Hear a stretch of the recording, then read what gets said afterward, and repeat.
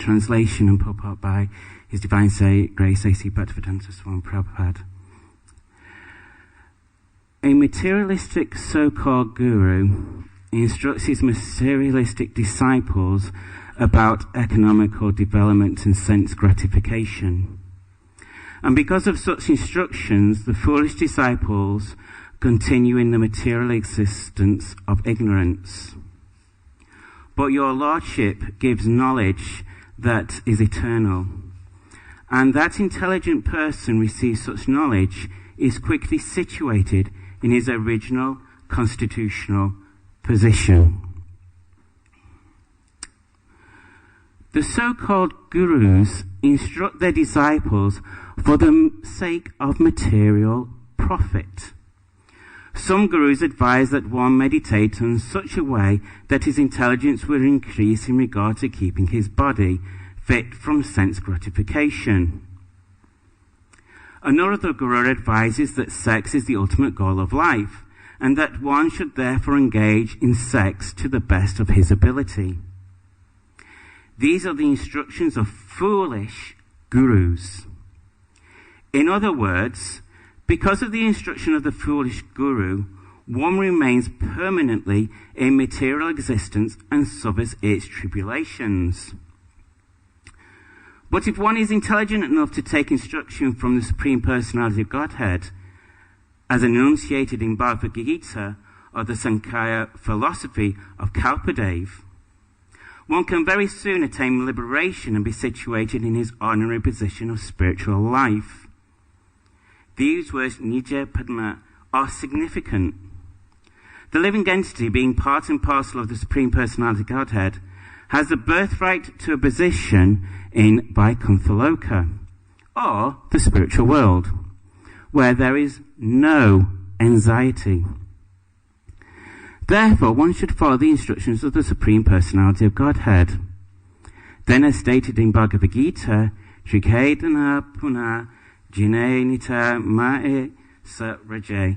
After giving up one's body, one will return home back to Godhead. The Lord lives in the spiritual world in his original personality, and a devotee who follows the instruction of the Lord approaches him. As a spiritual person, such a devotee returns to the personality of Godhead and plays and dances with him. This is the ultimate goal of life. Hare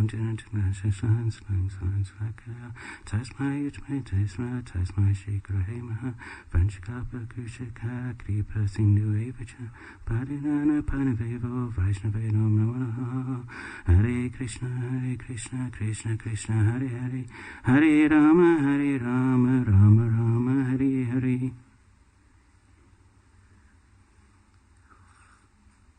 I'd actually prepared for yesterday's verse, so we're going to cobble a bit of what I prepared for yesterday over to today.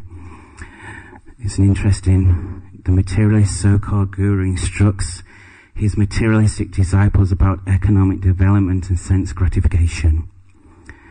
And because of such instruction, the foolish disciple continues in his material existence of ignorance. But your Lordship gives knowledge that is eternal, and the intelligent person receives such knowledge is quickly situated in his original constitutional position. The last couple of weeks I've actually been going through quite a deep personal reflection after being given the opportunity to give class on a Sunday and also today. And I actually went off on a tangent, as we sometimes do. And I was recalling my first few years in Krishna consciousness, and actually, when I first came to Krishna consciousness, there was only Matajis. For the first 8 months to a year, I only ever saw Matajis. The only association I had was Mataji association. All glories to their Savior. If it wasn't for their mercy and their tolerance of me in them first few months, I wouldn't be sat here today. I owe them a great debt. When I first started hanging around with the devotees, however, my work colleagues were very, very concerned. especially when they said, well, is there any men? I said, well, one or two men go. Well, who gives it? The girls, the ladies give it. And she was worried that maybe I'm getting involved in a cult. So she handed me a book and said, you must read this book. You must read this book. My Life in Orange. I don't know whether or not any of you have come across this particular book. But it's one girl's recollection of being a member of one of the many new startup religions that came to the UK about the same time as Srila Prabhupada. There was many people coming. The New Age had begun. People were young, sometimes a little bit naive. And some had latched on to this particular cult. Free love, man. Yeah. Enjoy sex life as much as you like. And he was very kind to his female disciples, because their role was to satisfy the menfolk. And if they were concerned about getting pregnant, well, there was one solution. If they get their womb removed, then that's okay. At the same time, Srila Prabhupada is in the UK, and what is he saying? No sex life. In a culture when it was very, very popular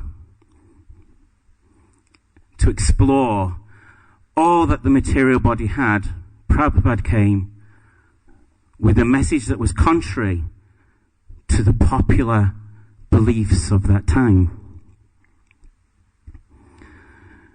But my work colleagues were a little bit concerned that maybe I was getting involved in one of these cults. So I had a lot of questions for the Mataji's.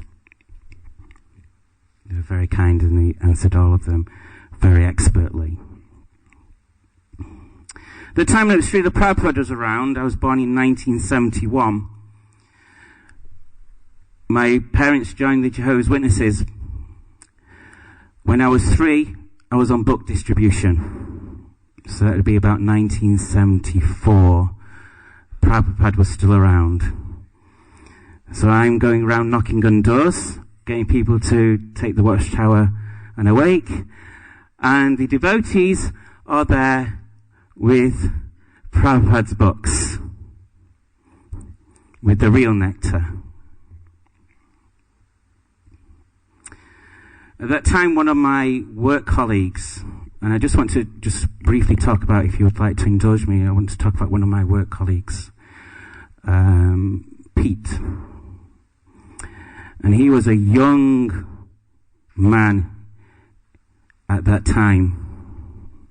He was very, very fortunate in as much as he got the association of devotees.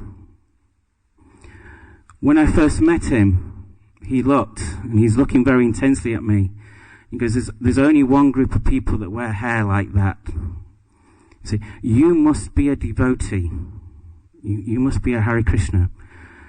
Yeah, bang to rights. You know, I'm trying to be.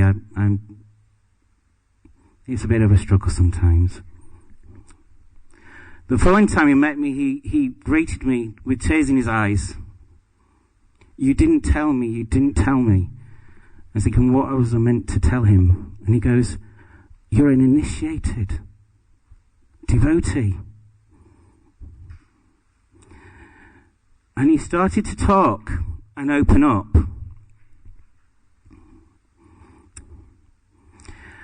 I met Srila Prabhupada in Bury Place. He could remember it very, very vividly. He could recall his own conversation with Srila Prabhupada. He could recall the classes. He also recalled the fervour of moving into Soho Street and the installation of Radha London Isquara. I think, wow, such amazing pastimes. I had just taken him as a work colleague. And then tears in his eyes, he said, I made the worst mistake of my life. I looked at him. You could see the tears. And he goes, I was offered initiation by Srila Prabhupada. I turned it down. What fool am I? What fool am I? Tears rolling down his eyes. What fool am I? The greatest opportunity in his life. And he said he allowed his mind and the association of others to rob him of the privilege of having Srila Prabhupada as his Guru Maharaj.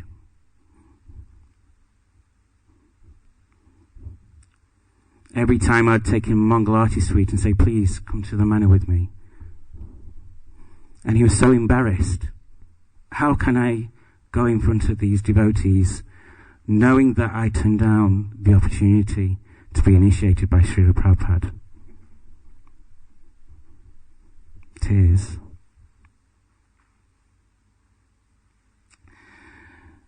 As I was preparing the classes, I also started recalling the many devotees that I've seen throughout the years.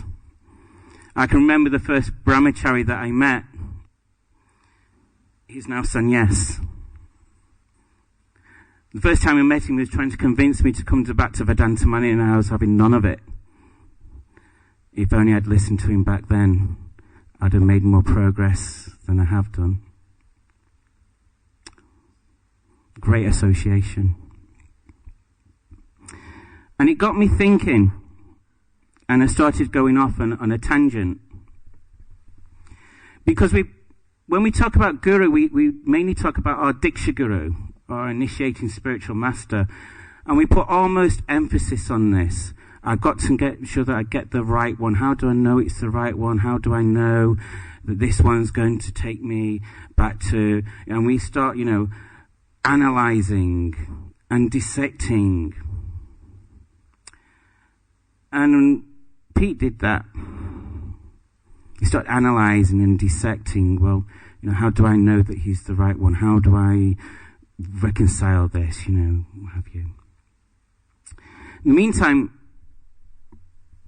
he's sort of taken his eye off the ball. In as much as, and I have to admit, I've done it myself, that we start looking to other people for advice. And they start to become our gurus. In as much as we'll be listening to them more than we'll be listening to the words of the Srimad Bhagavatam, the words of Srila Prabhupada, and the words of the senior devotees.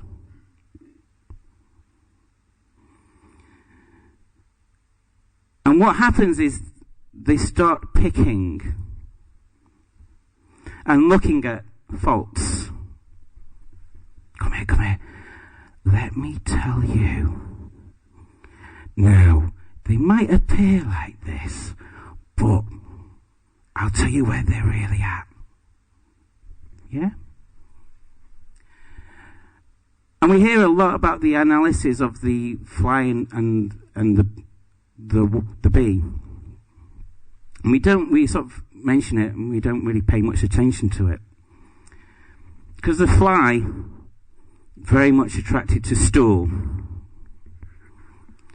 Beautiful garden, beautiful roses, one bit of stool in the corner, the only bit of stool there, and the fly can find it.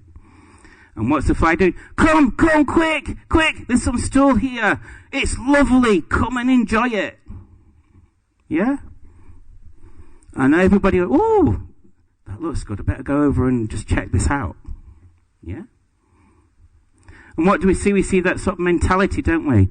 Prabhu, come over here. Let me tell you about that Prabhu over there. Or that Mataji over there. Oh, a bit of juicy gossip. Oh, I've got to go and listen. We open up our ears. And because we're opening up our ears and we're listening to the fly mentality, we start then seeing more faults. Because the fly will then find more stool because it's more attractive. And then more stool because even that's more attractive. Before they know it, they're on a huge dung heap. There is no garden to be seen. And yet we look at the bee. And the bee can be in a huge dung heap. And there is one flower in the dung heap. And the bee will go to the flower. It will return to the hive and it will say, wow, you would not believe how wonderful this one flower is. You've got to come and check it out. It's fantastic. And it would bring its friends to go and have a look at the one flower. When they get to the huge garden, oh, nectar. Because all they see is the nectar.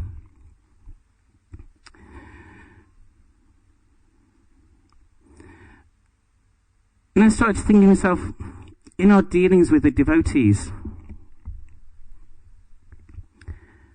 what are we looking at?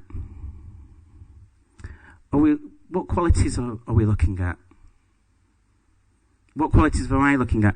Am I looking at the nectar or am I looking at the stool? Because it doesn't reveal where they're at. It reveals something more. It reveals where I'm at.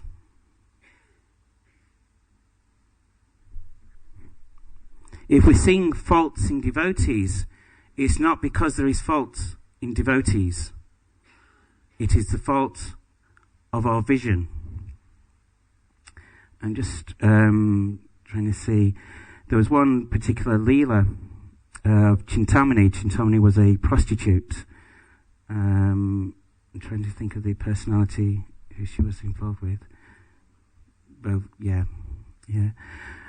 And I was sort of thinking about this particular pastime. Now, Chintamani, prostitute, wasn't she? And yet, by her association, she actually made him into a Vaishnava. So much so that when it came to giving respects, because of her position, she couldn't become his Diksha Guru. But he treated her exactly the same as a Diksha Guru. And I was thinking to myself, how would we view that? Chintamani, the prostitute. If somebody came here and we said, what's your profession? Prostitute. Run away. Ask them to leave. Don't let them, What are we looking at? The fact that they've come in because they want to see Krishna, or the profession that they profess to be. It tells us of our mentality. I was thinking, what would we view when we sat there and we see this, where he's actually giving respects to a prostitute and treating her no different than he would treat his own Guru Maharaj. He would treat his Diksha Guru. Would you look there and stop ridiculing him? Look at that Prabhu. He's associating with prostitute. He has no good qualities. Or do we look and we go, wow, this is amazing. What has she got that has made him give so much respect? Maybe I need a bit of that association. Maybe I need that association. Again, mentality. Are we the fly? Or are we the bee? What are we looking at? And I came across the Narada Bhakti Sutra 1.9. I just want to read this out to you. It makes some interesting points. The exclusive nature of devotional service has also been described by Sri Rupa Goswami in the Bhatta Rasamrita Sindhu. First-class devotional service develops, one must be devoid of all material desires, knowledge attained by monistic philosophy and fruitive action. The devotee must constantly serve Krishna favourably as Krishna desires. Poor devotees are so exclusive in their intent to serve the Supreme Lord without reward that they do not accept any kind of liberation, even though it may be offered by the Supreme Lord. This is confirmed in Srimad Bhagavatam. There is also something called mixed bhakti, which occurs before the stage of pure devotional service. It is sometimes called preta bhakti, or devotional service mixed with material desires. Srila Prabhupada writes, when one has even a tinge of personal interest, his devotion is mixed with the other modes of material nature. Thus, mixed devotion can occur in various combinations within the modes of ignorance, passion, and goodness. Srila Prabhupada explains mixed devotion as follows. Devotional service in the modes of ignorance, passion, and goodness can be divided into 81 categories. There are different devotional activities such as hearing, chanting, remembering, worshipping, offering prayers, rendering service, and surrendering everything, and each of them can be divided into 3 categories. There is hearing in the mode of passion, in the mode of ignorance, and in the mode of goodness. Similarly, there is chanting in the mode of ignorance, passion, and goodness, act. One has to transcend all such mixed materialistic devotional service in order to reach the standards of pure devotional service. One kind of mixed devotional service is known as Jina Mishra Bhakti, or devotional service mixed with empiric knowledge. Srila Prabhupada writes, people in general who are under the influence of avidya sakti, or maya, have neither knowledge nor devotion. But when a person who has little advanced and is therefore called a jnana advances even more, he is in the category of jnana mishra bhakti, or a devotee whose love is mixed with empirical knowledge. I found this quite interesting. And it explains an awful lot.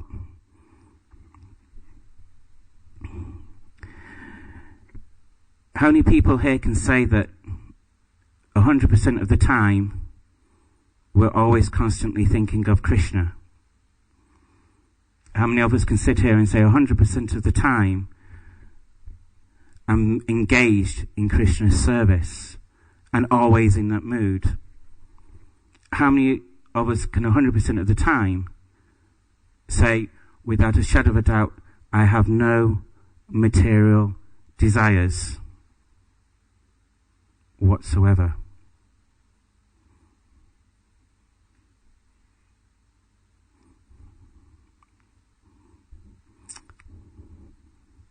It got me thinking. Throughout my working day, how many times do I actually stop and think about Krishna? How many times do I follow my own Guru Maharaj's instruction to use my work to propagate Krishna consciousness? He gave me 2 instructions.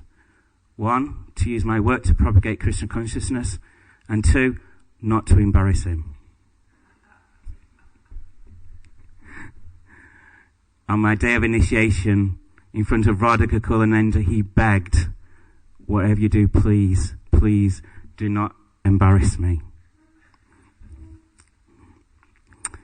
I feel embarrassed whenever I get asked to say Sanskrit, because it's not only an embarrassment to me, but it's also an embarrassment to Guru Maharaj. But in my everyday actions, am I causing my Guru Maharaj embarrassment? It was a very, very tough request that he made. Don't embarrass me. Because the moment that we start thinking of ourselves, our own desires. We've taken our eye off Krishna. We've taken our eye off Krishna, we're causing our Guru Maharaj's embarrassment. So what do we do to pull it back?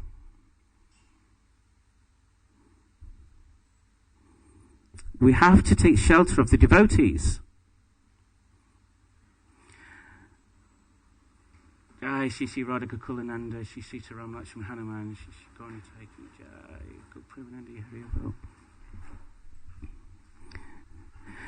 And this seems a little bit counterintuitive. Because you say, well, hang on a minute, if you're under the modes of material nature and you've got this mixed bhakti, so depending on where I am in the days, depending on what you get, so if I'm feeling a bit grumpy, then you get grumpy me, yeah? A bit argumentative, you get argumentative me, yeah? A bit tired, a bit cranky then, you know? Yeah? And you think, well, hang on a minute, that sort of describes most of the devotees I know as well, yeah? So how does it work? We have to acknowledge that we are, most of us, in mixed bhakti. But when we look at the devotees, that's not how we should view them. We should view them as pure devotees. We should look and we say, what nectar can I nick of this devotee today? What quality can I take from this particular devotee? Some are phenomenal kirtan leaders. So do we make sure that we get to kirtan? Some are phenomenal Sanskrit scholars. Do we listen to the Sanskrit and listen to the way that the transcendental vibration of the words hit us and act upon our hearts? Some just by their presence can encourage. Some make amazing prasad. And we should be viewing this. Wow, I need more of that association. When will I get to be able to serve in such an amazing way? But what do we do? Well, I live in the real world. I do real things. I go to work. This is phantasmagorical. This is fantasy. Yeah. I live where it's really at, and let me tell you where it's really, really at. Yeah. And so we start talking nonsense. And then we start turning on the believing better Maya, the free Maya, or the you-view Maya, or the nine Maya. Or we go and meet our mates down the pub, or the restaurant, or we join our work colleagues. And then we start talking about anything and everything but Krishna. And then we go, Prabhu, I'm really struggling in my Krishna consciousness. I visited once a family and they were explaining to me how difficult japa was. And just as I was about to tell them how to improve the japa, hang on a minute. The soap opera has just come on. It was an hour. Eating, sleeping, mating, interfering, all in an hour's TV program. Absorbing in the mind sex desires, the desire to accumulate material wealth, the desire to do anything but find Krishna. How many people here have watched a soap opera and they said, I must go down to Bhaktivedanta Manor and see Radha Kulananda because I'm having such a horrible time, I need their mercy. Name me one soap opera that's happened in. Name me one soap opera where they said, I need the association of the Vaishnavas. So they sat there for a whole hour watching. And then they turned to me and said, now coming back to my japa, can you please explain to me why I'm struggling doing my japa? Throughout the whole of the hour, they had the japa bags in the hand. They hadn't actually done a round, but the japa bag was there, We'll show our determination, we'll have our japa bag. Yeah. I was just about to explain, and the daughter said, hang on, it's a double bill. There was another hour to go. 2 hours later, they looked at me and said, we're really struggling with japa. I said, you could have done your 16 rounds in the 2 hours that you've watched your soap opera. Yeah. That was Guru. The little box in the corner connected to the little box that decodes this digital signal. And we do that with the internet. I'll just go on YouTube. It's okay, Prabhu. I'm doing a bit of research. Oh, that's good, Before you know it, you're watching some rubbish, So, have you seen these kittens? Yeah. They're good, aren't they, So, yeah, immediately distracted. That's the nature of the mind. We're easily distracted. It becomes guru.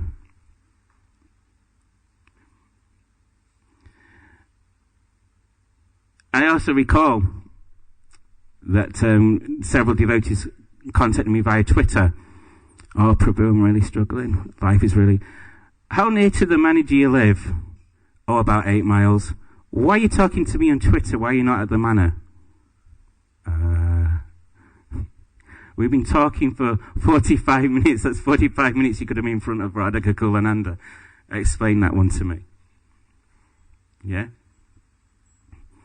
You've got problems. There's your answer. And where you're taking darshan of Radhika Kulananda, you have the devotees. I can guarantee you that there's not one devotee here at Bhaktivedanta Manor that has not gone through the same experience that you've gone through. If you're suffering in a particular way, I can guarantee you that you will find the devotee who has suffered exactly the same. So we can go to our guru friends and say, I'm suffering in this way. And they'll explain to you how to get more suffering. Yeah. One of my work colleagues was explaining how she'd split up from her boyfriend and she was really, really struggling. The advice was go and sleep with another man and it'll solve your problems, it'll get you out of her system. How many Matajis agree with that? How many Prabhus agree with that? No. It's stupid. Foolish. But what did she do? She followed the example and she felt worse. Yeah. Come to Bhaktivedanta Manor and we see the devotees and we say, look, this is the situation where I am. Fantastic. We've just got a little bit of savour here for you to do. Come and make garlands. Come and make some prasadam. The temple room needs cleaning. Then we get an association. We get an association of the devotees. We're getting the mercy of Radhika Kulananda. We forget the difficulty that we were in. Because we're surrounding ourselves with those who are going to encourage us to get further and further into devotional service. But like us, they still have the troubles. And again, then what do we look at? Do we look at the faults or do we look at the actual fact that they're serving Sri Sri Radhika Kulananda so nicely? That they're serving their Guru Maharaj's instructions so nicely? Pete didn't want to come to Bhaktivedanta Manor because he thought the moment he meets with a Prabhupada disciple, how can he look them in the eye? Knowing that he had actually turned down the opportunity to be initiated. As he left, he goes, such a fool am I. And I was thinking, and such a fool you still are. Because you still will not take the association of devotees. The intelligence was there. The interpretation was wrong. Yeah. It was interesting that in his eulogy, because he left his material body,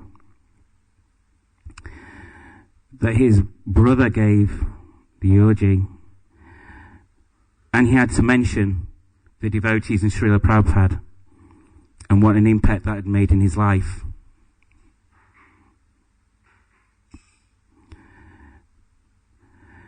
And it challenged me.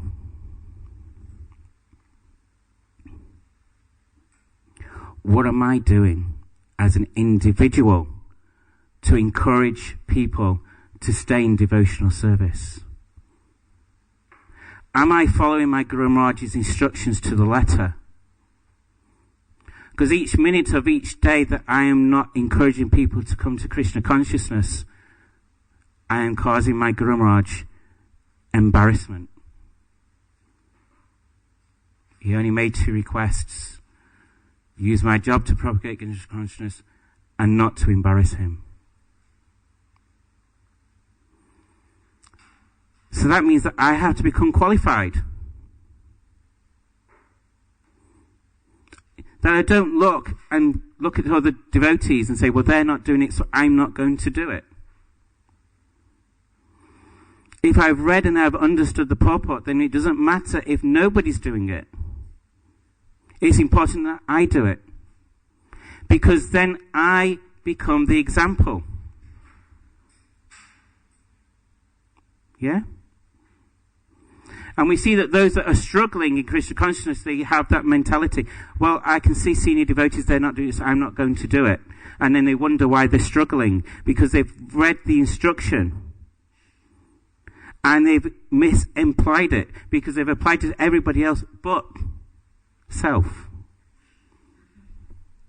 Yeah? If we think we can point, it's very easy to point. Point inwards. That's very difficult to do.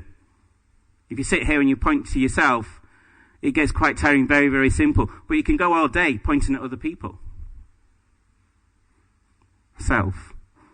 What example am I to encourage others to become Krishna conscious? When people meet me in the streets, in the shops, when I'm going around my daily activities, are they going, wow, there's something about that person. I want to know why. There's something different about them. I want to know why. And it may be that we become their Siksha Guru, and they treat us none different than if we were Diksha. When I went to New Zealand and I caught up with the Matajis that brought me into Krishna consciousness, who tolerated me so much in them early days, my mental speculations, my paddy fits, my storming outs. So they tolerated so much. I wish one of them, my god sisters, were here to tell you actually how much I put them through. I put them through a lot. It's an embarrassment. But their love for the Guru Maharaj, their love for Srila Prabhupada, meant that they tolerated and they showed the love that Vaishnavas show to all those covered by material nature. So I finished my study with the finger firmly pointing at me. What am I doing to become the example that others want to follow, that will encourage them to become more and more Krishna conscious? Am I surrounding myself with individuals that are going to allow me to progress and to fulfill my Guru Maharaj's request of myself? And we look at all the senior devotees and we ask, how are they so successful in their Krishna consciousness? It is because of that one fact. Association. They have surrounded themselves with individuals who only have the same desire, how to serve Srila Prabhupada. And that should be our desires. So I will leave it there. Any questions, comments, corrections?